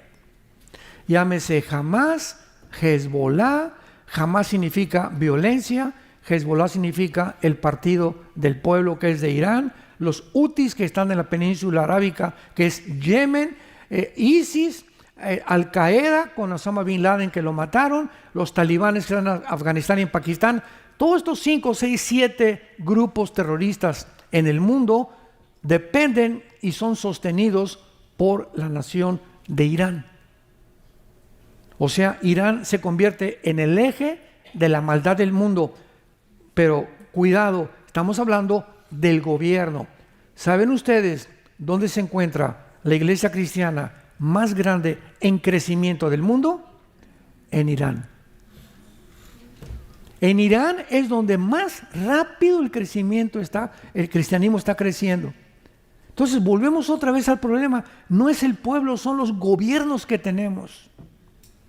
Los venezolanos son lindos, los cubanos son lindos, los nicaragüenses son lindos, los bolivianos son lindos. En México lindo y querido. Pero nuestros gobiernos, por el amor de Dios, nuestros gobiernos. Entonces, los palestinos, ¿verdad? El 60% de los palestinos no están de acuerdo con Hamas. Y cuando dicen, libera a Palestina, en lugar de decir, libérenos de Hamas. Tontos, brutos que se pusieron a desfilar en las calles, liberen a Palestina desde el río hasta el mar, liberen a Palestina, griten por el amor de Dios, libérenos de Hamas, que es el grupo que está oprimiendo al pueblo.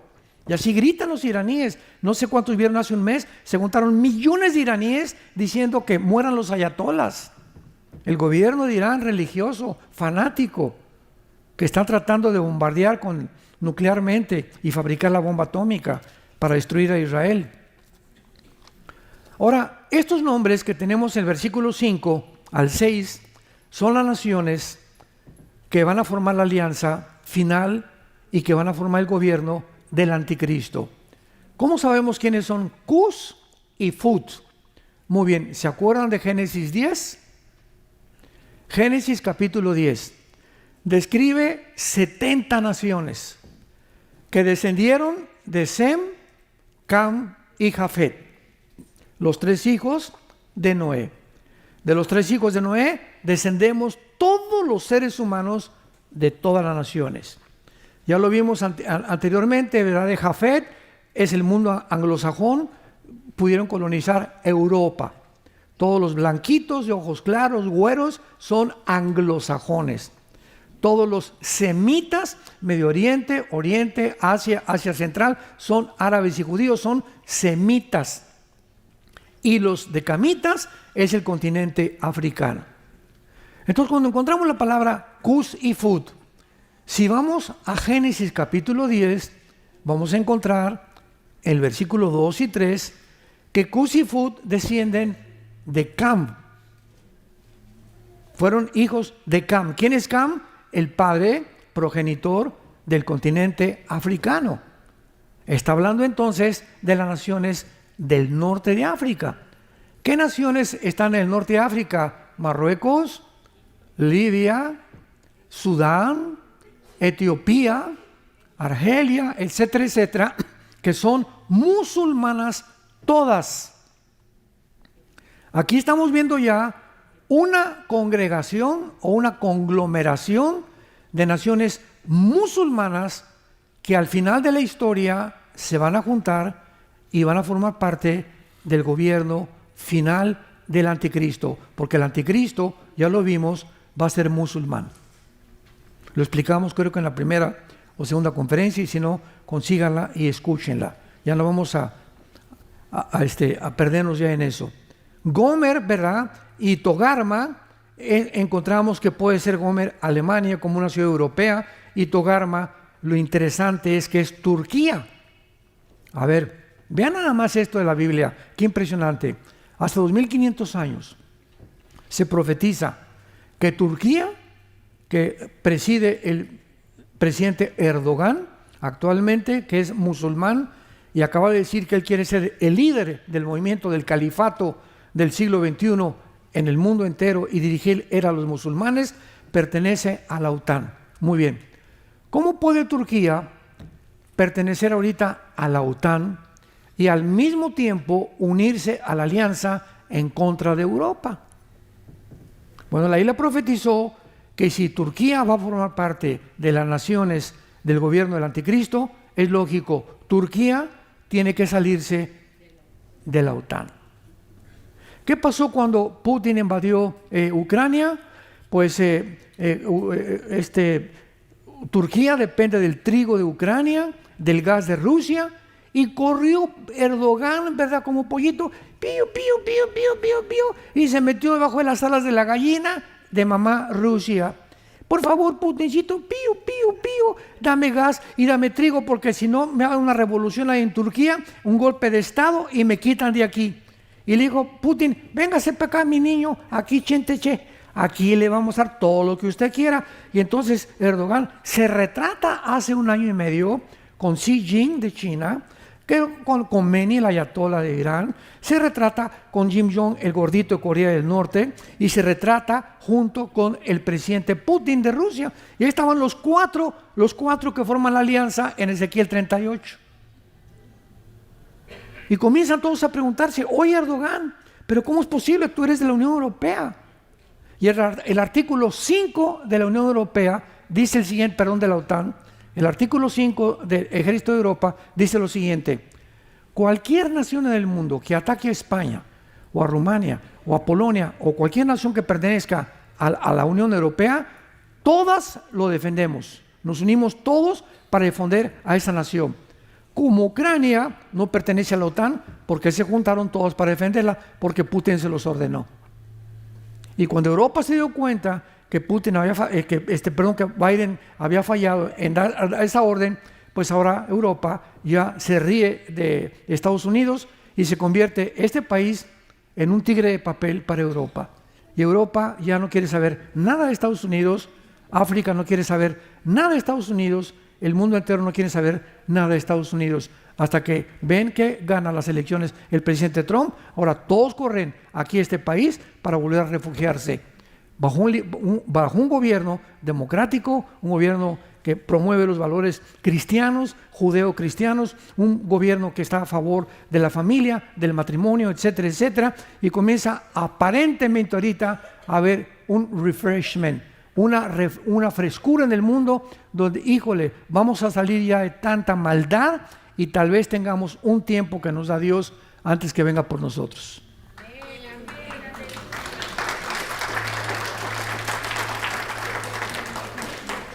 Vean ustedes el versículo 8, que es uno de los más importantes de estos 2 capítulos, 38 y 39 de Ezequiel, para que sepamos que estamos en los últimos días. Dice así: de aquí a muchos días serás visitado. Al cabo de años, que es la palabra hebrea, Aharit Shanek, que es al final del tiempo, vendrás a la tierra salvada de la espada, recogida de muchos pueblos. Aquí está profetizándose cuando Israel no había sido exiliada, porque de esta profecía pasaron 500 años, vino Jesucristo después de esta profecía, 500 años, y cuando crucificaron a Cristo en el año 70 después de que Él ascendió a los cielos, vinieron los romanos, el general Tito, y no dejaron piedra sobre piedra en Jerusalén. Y del año 70 después de Cristo hasta 1948, Israel se perdió en el mundo entero. Fueron dispersados por el mundo entero. Se mezclaron con todo el mundo entero sin perder su cultura, sin perder sus tradiciones, sin perder su idioma, sin perder su religión. Algo único sucedido en toda la historia de la antropología, de la historia del ser humano. Entonces aquí está profetizándose antes de que Israel fuera recogida, que iba a ser recogida de muchos pueblos. Número 1. Número 2. A los montes de Israel, que siempre fueron una desolación. Cuando Israel, 500 o 600 años después de esta profecía, llegan en el 48 a su tierra, no había un solo árbol plantado. Era un desierto completamente Israel. Por casi 1800 años no había nadie en Israel.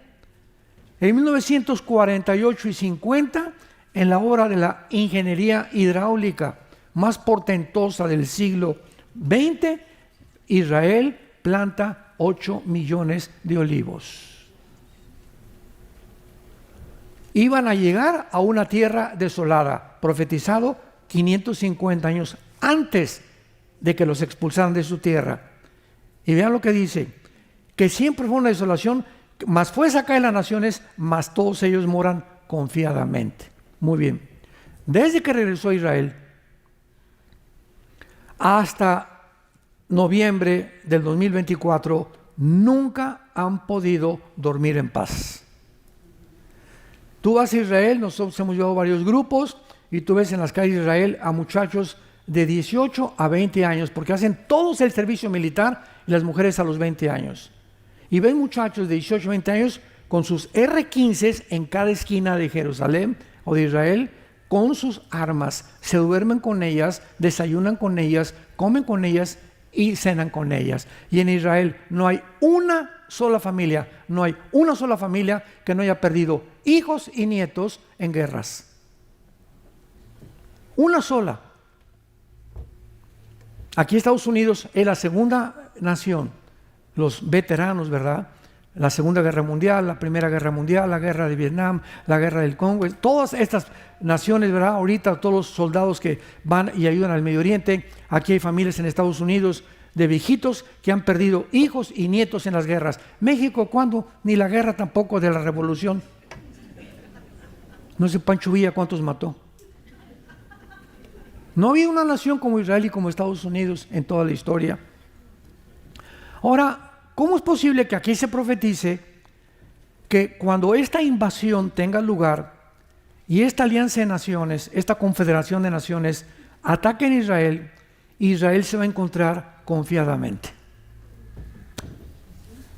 Si hasta este momento Israel no vive en paz, ¿cómo es posible que 500 años antes se haya profetizado que vendría un lugar en el tiempo cuando ellos iban a poder vivir en paz? Damas y caballeros, santos de Dios, el única tiempo en el que Israel en toda su historia va a vivir en paz es cuando un hombre llamado el Anticristo se siente en una mesa con los gobernantes de Israel y les diga, fírmele aquí, yo le firmo también, y es un tratado. Daniel 9, 24 al 27 se encuentra las 70 semanas de Daniel, la profecía de Daniel del Anticristo. El Anticristo les va a decir, les firmo y los protejo por 7 años. Musulmanes, no se metan con Israel. Árabes, no se meta nadie contra Israel. Yo lo estoy protegiendo. ¿Quién es este hombre? ¿Cómo es posible que a este hombre lo vayan a obedecer el mundo musulmán o el mundo de los árabes? Que hasta ahorita ningún tratado diplomático ni político ha impedido que ataquen a Israel. Pues este hombre va a ser el Mahdi.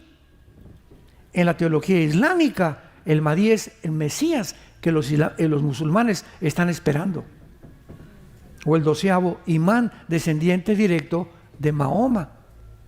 El Islam fue fundado 600 años después de que se fundó el cristianismo, en el año 605 por Mahoma. Ahora, este Mahdi, ¿quién es? Bueno, va a aparecer en el Medio Oriente, ya no tarda en aparecer, y van a reconocer que él es el Mesías y lo van a adorar como el Mesías, y van a hacer lo que él diga. Imagínense, es nuestro Mesías, ya llegó al mundo. El Mesías para ellos, para nosotros es el Anticristo. Solo un hombre del Islam podría garantizarle a Israel 7 años de paz. Entonces, esto se tiene que cumplir en los próximos años, en el futuro que estamos nosotros viendo. Ahora, vean cómo se repite esto en el versículo 10. Así ha dicho Jehová el Señor: en aquel día, o sea, cuando tenga lugar esta invasión, subirán palabras en tu corazón. Le está hablando a Gog, al líder de esta confederación del Mediterráneo, y concebirás mal pensamiento, subirás contra una tierra indefensa, Hasta ahorita Israel no ha estado indefensa.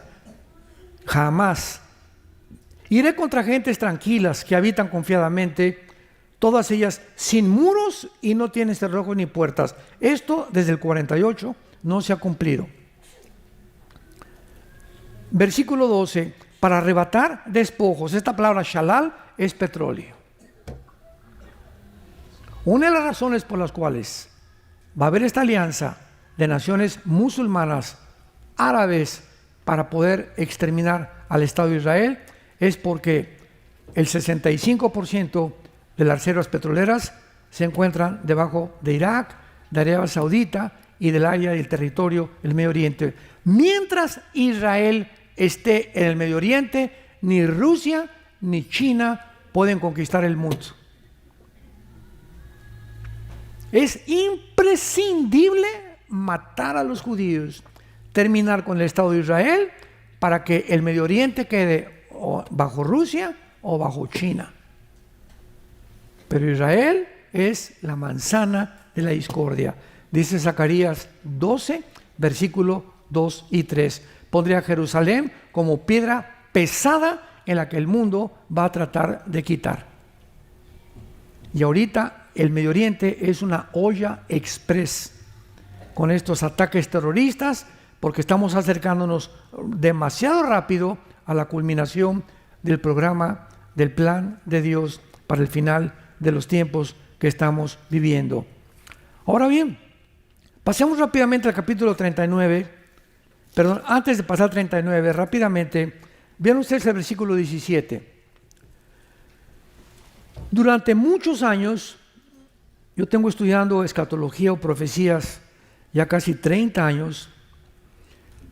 Comencé a estudiar esto más profundamente a finales de los 80s.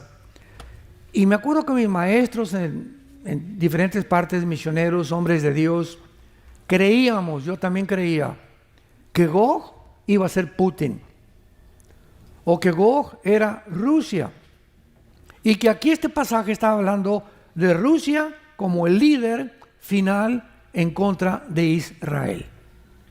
Sin embargo, mientras más vamos avanzando en el tiempo, más vamos cambiando cosas, porque dice en 1 Corintios 8, en el Nuevo Testamento, el que cree que sabe algo, no sabe cómo lo debe saber. Yo, por ejemplo, cuando me convertí, de acuerdo a la escuela teológica que me dieron, me dijeron que los dones ya no existían. Se llama cesacionismo.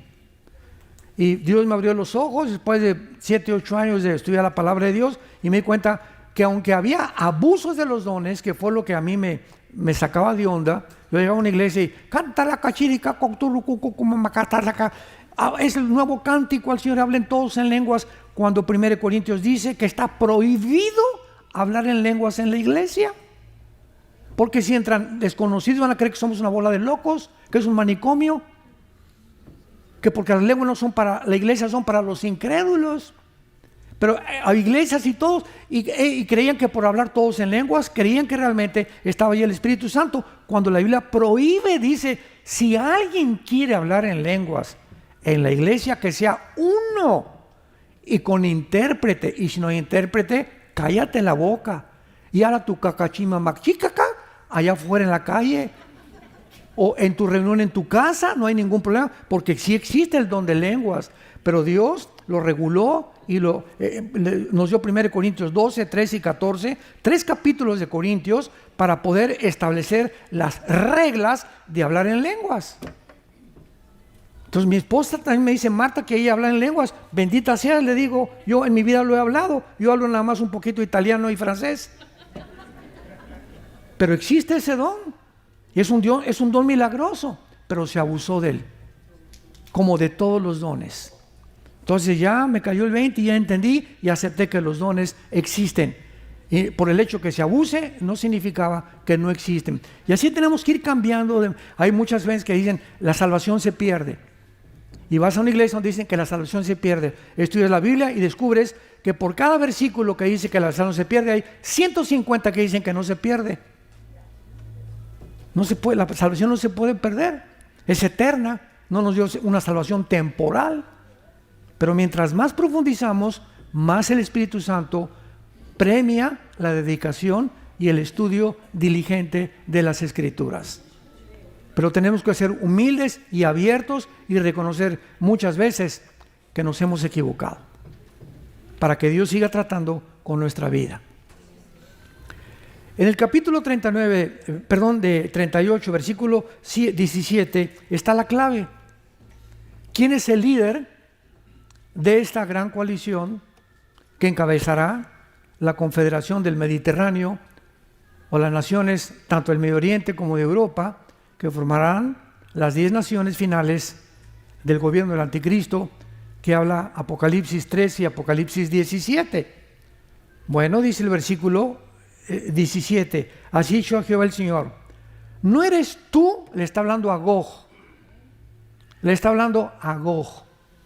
¿no eres tú aquel de quien hablé yo en tiempos pasados por mis siervos los profetas de Israel, los cuales profetizaron en aquellos tiempos que yo te había traído sobre ellos? Y si tú te pones a examinar todos los antiguos profetas del Antiguo Testamento, ninguno hablaba de Rusia. Nunca un líder de Rusia habla que viene en contra de Israel. Siempre es el asirio. Isaías 10, Ezequiel 31, Isaías 14, Miqueas 5, versículo del 3 al 6. Todos los profetas hablan de un hombre llamado el asirio, que está calificado como el final invasor contra Israel. Yo dije, entonces, ¿de dónde sacamos de que Putin va a ser el líder? Porque es de Rusia que va a atacar a Israel. No, de acuerdo a la Biblia, Estados Unidos y Rusia desaparecen. Adiós, San Antonio. No significa, ¿verdad? Porque equivocadamente se cree. Una guerra nuclear, miren, hermanos, un solo misil intercontinental dirigido contra la ciudad de Washington acaba con Washington. Al caer en Washington, acaba con el gobierno de Estados Unidos. No tiene que caer en Texas, ni en California, ni en San Antonio. Uno solo en Moscú acaba con Rusia. Nosotros creemos que una guerra nuclear va a acabar con todo Estados Unidos. Eso no es posible. La bomba atómica que soltaron en Hiroshima y Nagasaki, en 1945, los norteamericanos, acabó con 2 puertos, ¿verdad?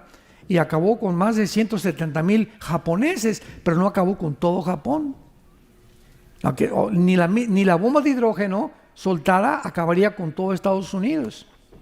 Entonces bastan 2 bombas, una en Washington y otra en Moscú, para que desaparezcan del mapa en la supremacía militar, política y económica Rusia y Estados Unidos. ¿Para qué? Para que quede Europa y quede el Medio Oriente. Bíblicamente van a hacer un pacto, 5 naciones del Medio Oriente y 5 de Europa, un G10. Cuando oigamos que se formaron 5 naciones del Medio Oriente y 5 naciones de Europa, porque Europa va a comenzar a gritar, help, ayuda, por favor, denme gas, denme petróleo, porque ya Estados Unidos no va a funcionar. Entonces, de una de estas naciones, Daniel 7, surge el anticristo, el asirio.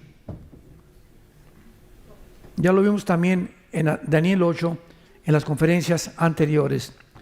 ¿Quién es este? Dice el Señor, de quien hablé en tiempos pasados. Entonces, aquí está mostrando claramente que el líder de esta confederación o coalición de naciones es un hombre que ya los profetas mencionaban. Y pues nuestra tarea es buscar de quién hablaban estos profetas. Y siempre mencionaban del asirio. Vayamos rápidamente a comprobar esto en Isaías 10. Esto es importantísimo para terminar esta serie de profecías de los últimos tiempos. Dice Isaías capítulo 10, pongan muchísima atención. Versículo 5, oh Asiria, vara y báculo de mi furor, en su mano he puesto mi ira. Le mandaré contra una nación perdida. ¿Quién creen ustedes que es esta nación? Israel. Y sobre el pueblo de mi ira le enviaré, para que quite despojos, arrebate presa, lo pongo para ser hollado por todas las calles. Me brinco al versículo 12, que es la clave. Pero acontecerá que después que el Señor haya acabado toda su obra en el monte de Sión y en Jerusalén, castigará el fruto de la soberbia. ¿De quién? Del corazón del rey de Asiria. Esta obra no la ha terminado Dios. Cuando termine Dios obra con Jerusalén, ¿cuándo será? Al final y al regreso de Jesucristo. Entonces después castigaré al rey de Asiria, no de Rusia. Y dice la Biblia, y la altivez de sus ojos, porque dijo, versículo 13, con el poder de mi mano lo he hecho. Aquí está hablando todo lo que el anticristo va a hacer. Con mi sabiduría he sido prudente. Quité los territorios de los pueblos. Esto nadie lo ha hecho más que el anticristo lo va a hacer. Saqué sus tesoros, derribé como valientes a los que estaban sentados, y halló mi mano como unido a las riquezas, y me apoderé de toda la tierra. Nadie lo ha logrado más que el futuro anticristo, a quien se le llama el rey de Asiria. ¿De dónde saldrá el anticristo? De la zona del Antiguo Testamento llamada Babilonia, que corresponde a Siria, Irak y el Líbano de la época moderna. Preparémonos porque nos encontramos ante un tiempo precioso. Se acerca Jesús por nosotros.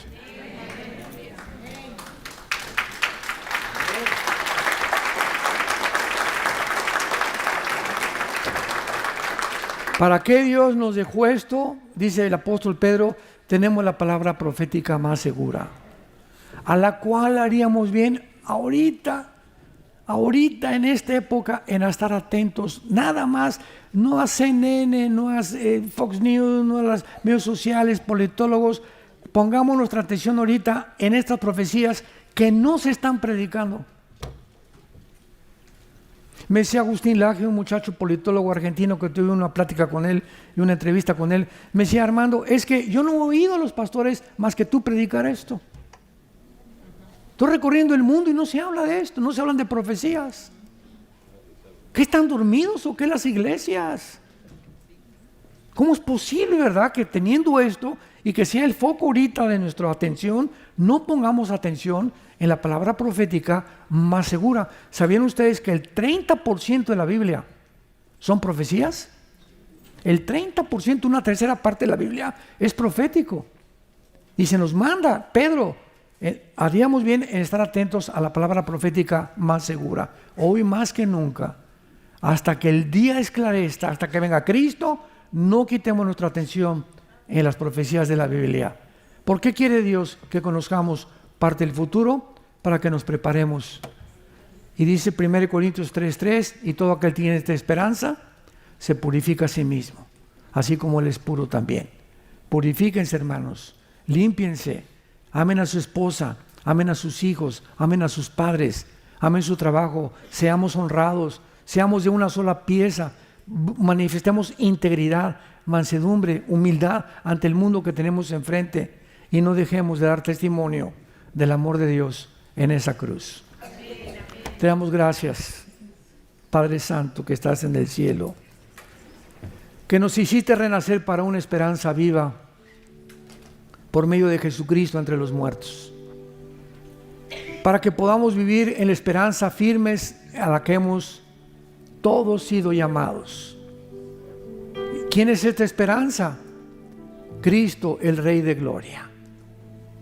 Jesús, el Hijo de Dios, la luz del mundo, el pan que descendió del cielo, el camino, la verdad y la vida, el principio y el fin, el alfa y la omega.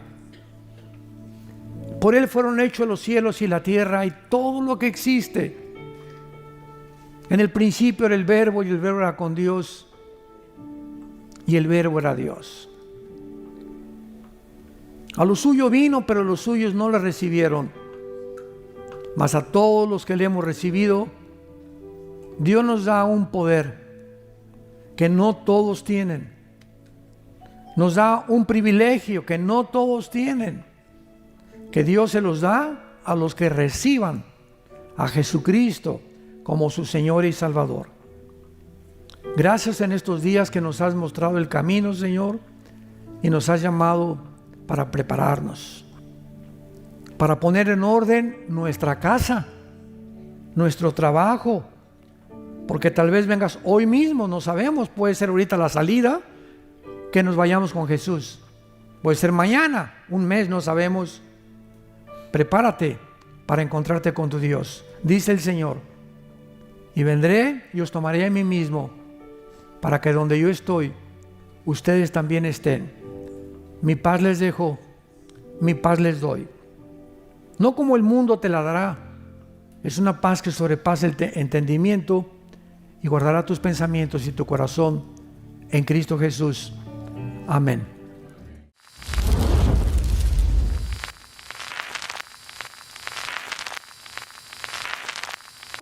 Hola, ¿qué tal? Me da mucho gusto saludarles y quisiera simplemente comunicarles que gracias a todos ustedes a través de todas las naciones del mundo que aman la palabra de Dios y que realmente están interesados en que nosotros como organización Vida Nueva para el Mundo y Armando Alducin Ministries continuemos predicando el Evangelio de la Gracia de Jesucristo y que podamos nosotros continuar haciéndolo gracias a sus donaciones.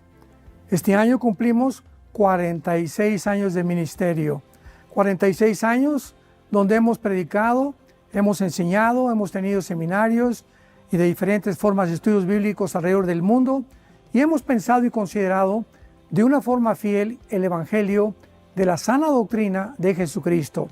Nosotros, con todas estas donaciones, tenemos que sostener pastores, misioneros, obras, equipos de televisión y aún continuamos buscando la manera de poder elevar este ministerio. Hasta este momento quiero que ustedes estén enterados que no tenemos una sola propiedad como organización y así hemos trabajado durante 46 años porque le damos la importancia a la evangelización, a las misiones y también a los hombres de Dios para levantar más pastores. Le damos las gracias y que pueda Dios con su gracia tocar sus corazones y que puedan ustedes invertir en un terreno donde es fructífero, porque creemos que ha producido bastante buen fruto para la gloria de Dios. Gracias, muchas gracias por sus aportaciones y por las donaciones que sabemos ustedes continuarán haciendo para que podamos continuar siendo fieles en la predicación del Evangelio de la gracia de Dios. Que Dios les bendiga.